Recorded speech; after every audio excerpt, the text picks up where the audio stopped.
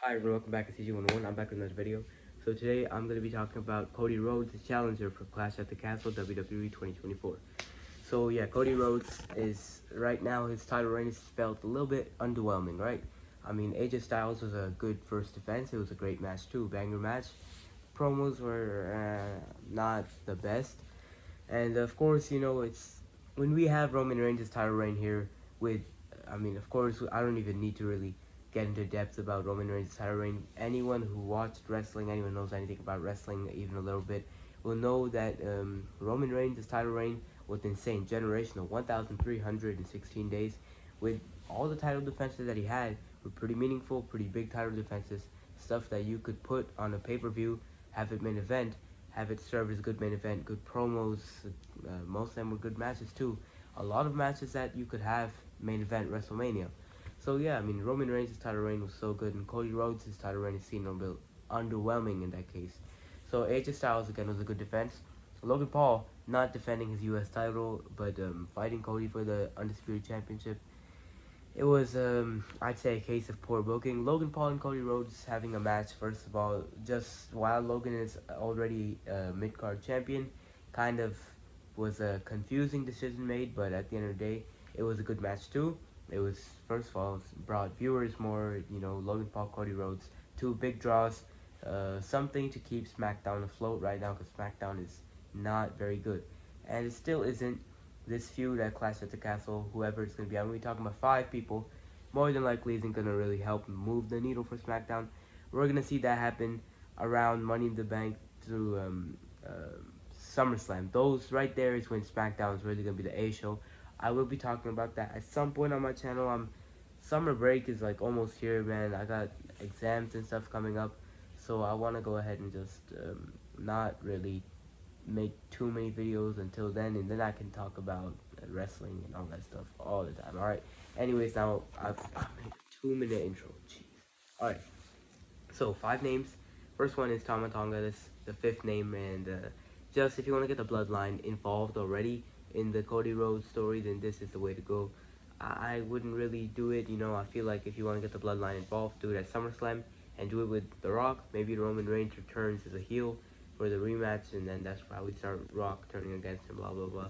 Maybe it's against Solo Sikoa, who's actually supposed to be the leader compared to Tama Tonga, but I believe both Cody and Tonga were in the Bullet Club. I'm not sure if they were there at the same time or not. It was a faction in New Japan Pro Wrestling.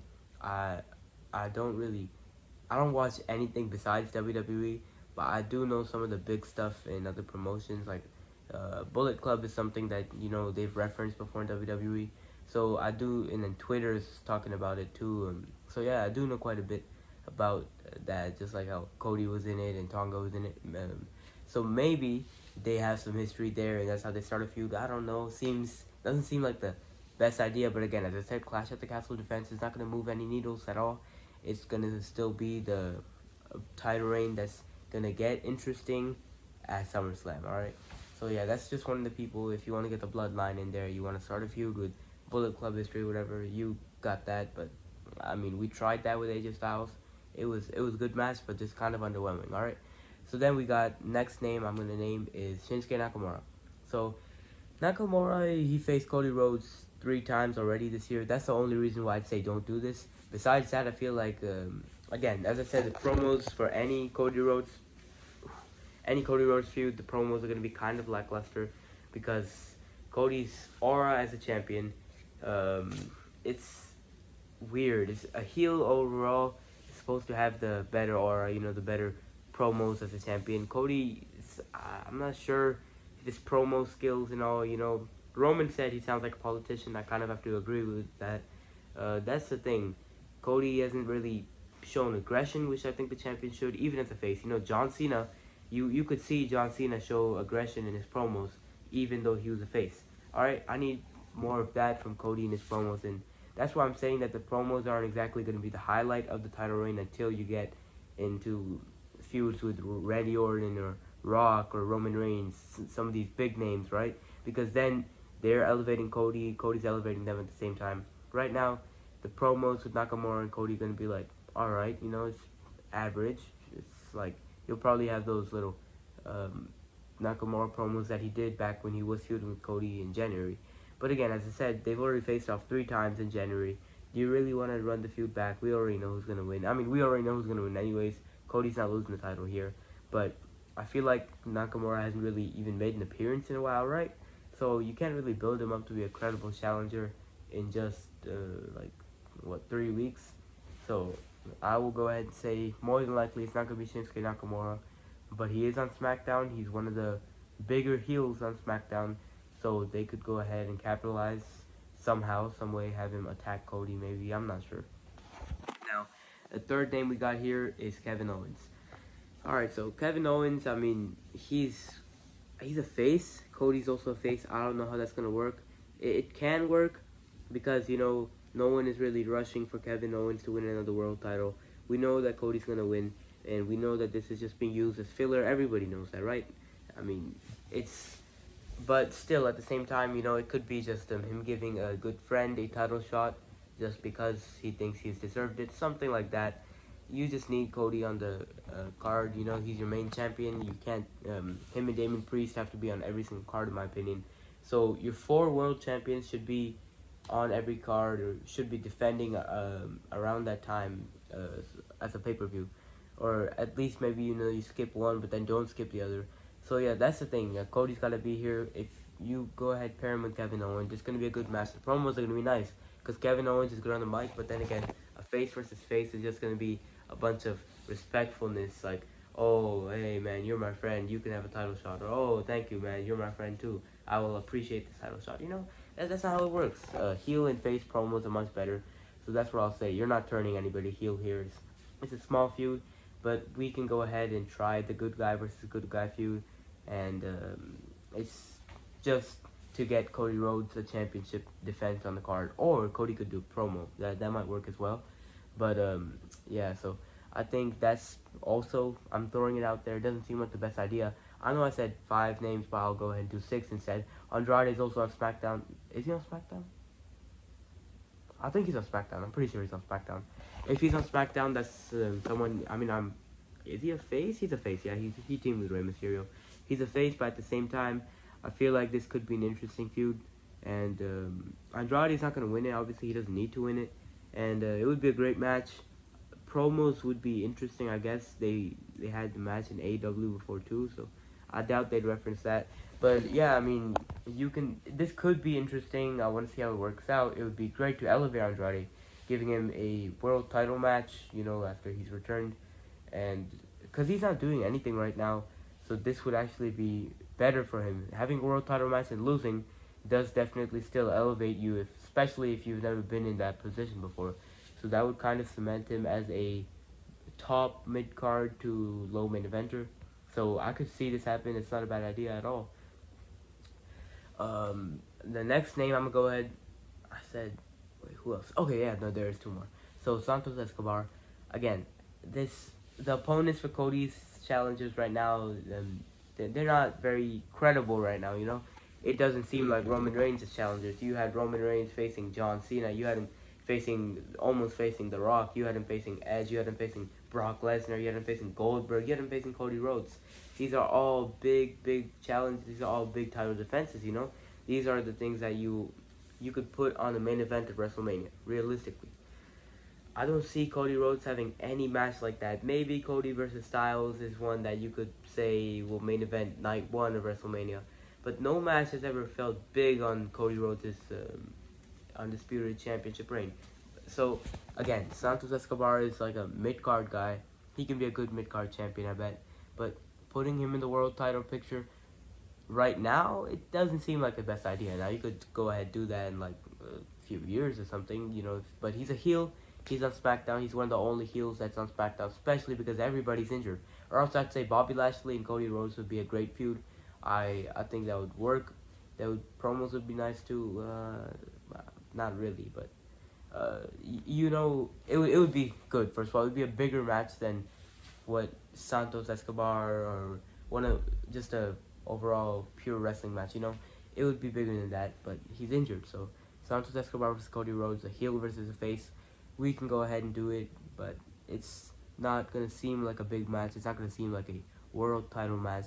It's a mid-card guy versus a main eventer. The last one I have, I don't know out of all of these which one seems like the best idea, which one seems like the best idea to put a Clash at the Castle. But Cody Rhodes versus LA Knight, I don't like this at all, really, because you have LA Knight. Here's the thing: if you have face versus face, often there's one guy who's you're supposed to have win, and everyone knows he's gonna win, and he's supposed to get cheered more than the other face. Like Cody Rhodes versus Kevin Owens. Of course, Cody Rhodes is gonna be the bigger face here. He's gonna be the one who's gonna win, and the fans are cool with that.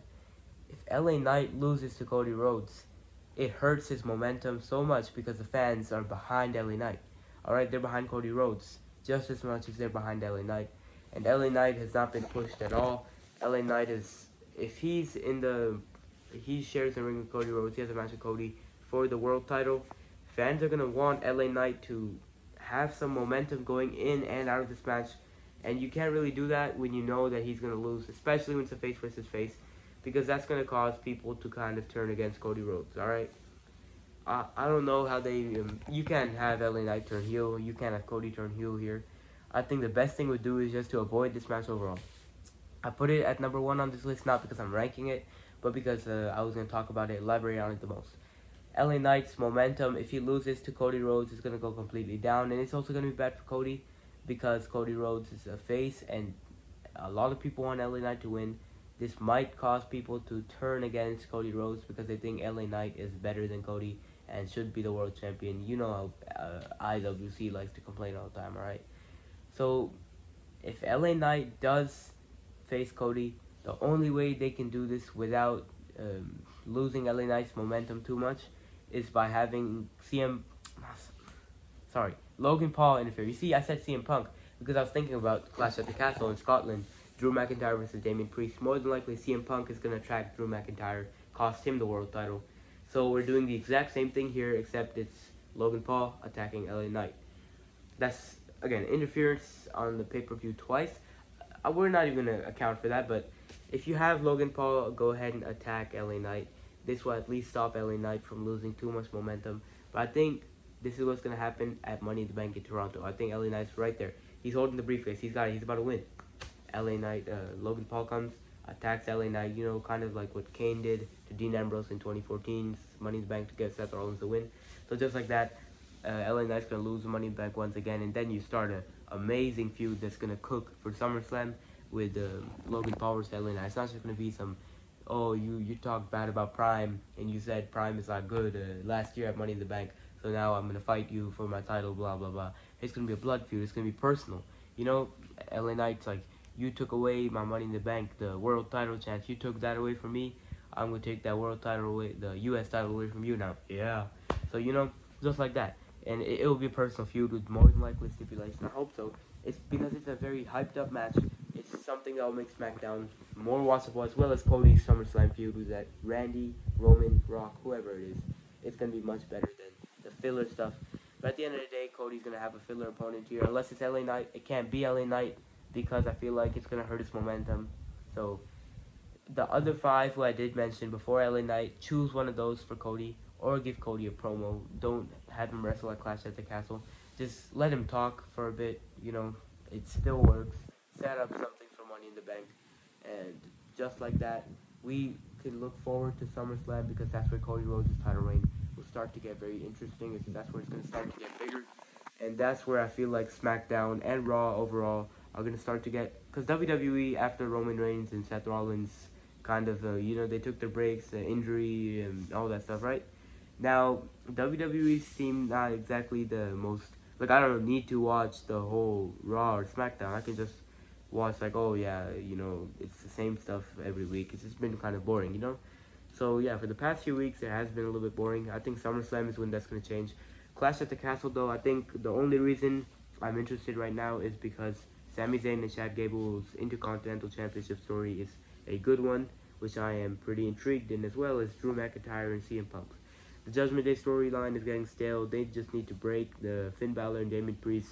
I wish it was for the world title, but Gunther is more than likely going to be the world champion walking out of SummerSlam. So yeah, I'm getting off topic. We're not talk too much. I've lost spit that I'm just waiting to swallow, but I'm not sure if I should do this because I'm still talking. There we go. Okay. So, anyways, I'm getting off topic and all, but I'm just saying that SummerSlam is when WWE will start to get interesting, more interesting again. It's not too filler. So right now, the feud to look out for at Clash at the Castle is CM Punk versus Damian Priest, and I got punched in the jaw the other day by my cousin. We were just playing around, and I punched that same place. That was a dumb idea. But anyways, so yeah, I think Damian Priest versus Drew McIntyre, not CM Punk. So Damian Priest versus Drew McIntyre is a match to look out for, and then CM Punk's, well, if he's gonna even be having any part of the match, you know, he's gonna attack anyone or not. So yeah, that's the only thing to watch out for Clash at the Castle. And then Uncle Howdy's return probably on the Raw after Clash at the Castle, June 17th.